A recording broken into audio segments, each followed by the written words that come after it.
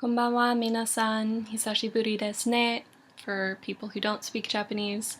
It's been a while, hasn't it? I'm sorry about that. Yeah, I'm taking a class on translation, which is pretty cool because it's something I might do with my languages after I graduate, and a lot of the theory will apply to different languages, not just Japanese, which is kind of cool. And the professor teaching it is very liberal about what we're doing, because the point of us studying the language is we should have some end goal in mind in what we want to be prepared to do when we graduate. And in order to be prepared to do it, we should have practice while we're in the university. Crazy concept. Sorry, I came from a different university where that was not the practice.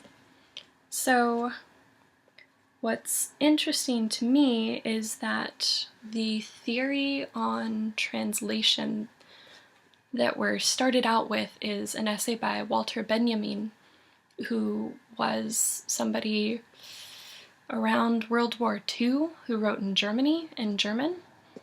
And his essay has been translated by two different people, and apparently the matter of the translations has been hotly debated because the original translator decided to omit certain words that completely changed the meaning of the essay.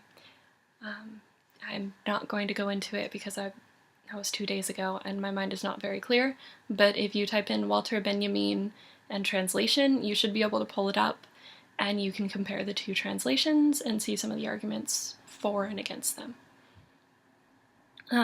So doing Japanese is interesting, especially with my bungo class, because we have historical Japanese, classical Japanese, basically everything from Heian period and a little bit earlier, where the grammar was formalized around the time Genji Monogatari was written. And that is kind of interesting, and because that's about 200 years before Chaucer wrote his story. I should cut that out. Sorry, I don't have those dates in my mind for Chaucer. But the language was a little bit older than some of the classical texts we have in English. So there's that. For the class, we're being told we should translate something that we've always wanted to translate or something we anticipate translating in the future. And so I'm looking at doing something like this, which is a rock and read, which is a music, picture, and interview book. So you have these nice full color images, which my light is not going to pick up today. And then you have like 5 or 6 page interviews with specific band members of different bands that are popular in Japan. And these come out 3 times a year, 2 times a year. I'm not sure how often they come out, but I really like them. And I haven't gotten very far in translating them because I didn't really have a deadline, and I work really well with deadlines. So there's that. And there's these different theories in translation that you need to be completely accurate. You cannot replace a noun with a gerund. You cannot replace an adjective with a preposition. You cannot do this, this, and this. Even if the grammatical structure does not in any way resemble English, you must be true to the original.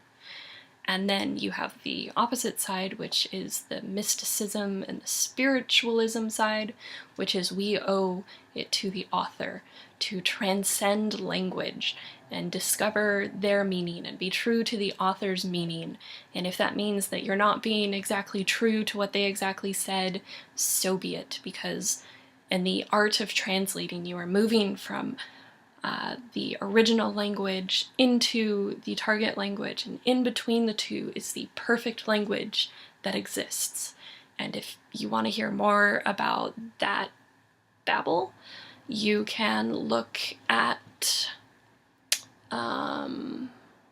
Walter Benjamin's essay and another essay that I will link in the comments. If they might be a little bit hard to get a hold of if you don't have a school ID, but I would assume your local library would also have the access that you would be able to look at them. And it's just two very, very opposing views on translation. I'm at 5 minutes, so I'm going to stop babbling, but translating something you've always wanted in a language you love is pretty cool. I'm not very good at it yet, but the struggle is making my language stronger, so I think that's cool. And, you know, maybe it'll prepare me to take on Chinese once my Chinese gets to that level. Talk to you all next week. Annyeong!